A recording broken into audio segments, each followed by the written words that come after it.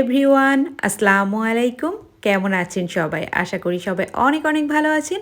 আজ আমি আপনাদেরকে বলে দিব কিভাবে আচার সংরক্ষণ করলে কোনোভাবেই ছাতা পড়ে যাবে না বা কোনো ধরনের দুর্গন্ধ হবে না। বছরের পর বছর আচার কিন্তু খুবই সুন্দর সুস্বাদু থাকবে এবং আগের মতোই ঘ্রাণ থাকবে। তো আমি আপনাদেরকে কিন্তু দেখিয়ে দিলাম, আপনারা কিন্তু আচার বানানোর পর কোনোভাবেই হাত দিয়ে ধরে কৌটায় ভরবেন না। আচারের জন্য একটা পারফেক্ট স্টিলের চামচ নেবেন এবং সেটা কিন্তু অবশ্যই শুকনা থাকতে হবে। ভেজা অবস্থায় দেওয়া যাবে না এবং অবশ্যই কাচের বয়ামে রাখবেন। তবে কাচের বয়ামটা আগে থেকে ধুয়ে পরিষ্কার করে রোদে দিয়ে নেবেন। 1 ঘন্টা থেকে 2 ঘন্টার মতো রোদে দিয়ে নেবেন। তারপর এর মধ্যে 1 চিমটি লবণ দিবেন।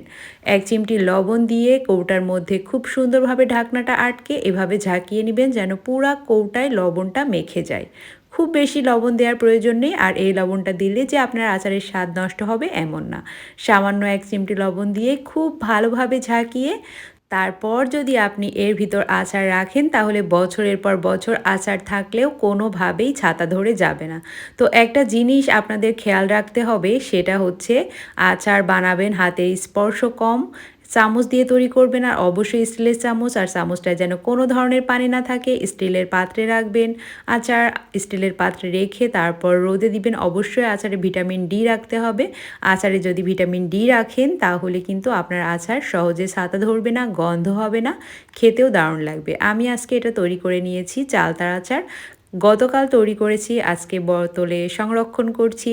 তো আমি কিভাবে আচার সংরক্ষণ করি সেটাই কিন্তু আপনাদেরকে দেখিয়ে দিচ্ছি। অবশ্যই কাচের একটা বয়ম নেবেন। কাচের বয়মে কিন্তু আচার দীর্ঘদিন সুঘ্রাণযুক্ত থাকে। আপনারা কাচের বয়াম নিয়ে অবশ্যই ভালোভাবে পরিষ্কার করে একেবারে কড়া রোদে 2 ঘন্টা শুকিয়ে নেবেন।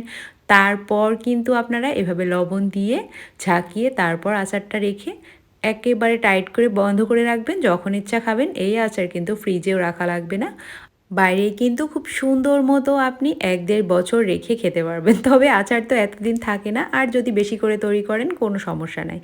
আমি কিন্তু হাত দিয়ে কোনোভাবেই আচার বয়ামে ঢুকাবো না। হাত দিলে হাতের স্পর্শ পেলে আচার নষ্ট হয়ে যায়। অবশ্যই অবশ্যই স্টিলের চামচ নিয়ে চামচটা শুকনো অবস্থায় তারপর আচার আপনি বয়ামে ঢোকাবেন, তাহলে আপনার আচার খুব সুন্দর থাকবে। চামচ দিয়ে সুন্দর মতো আচারটা ঢুকিয়ে নেবেন।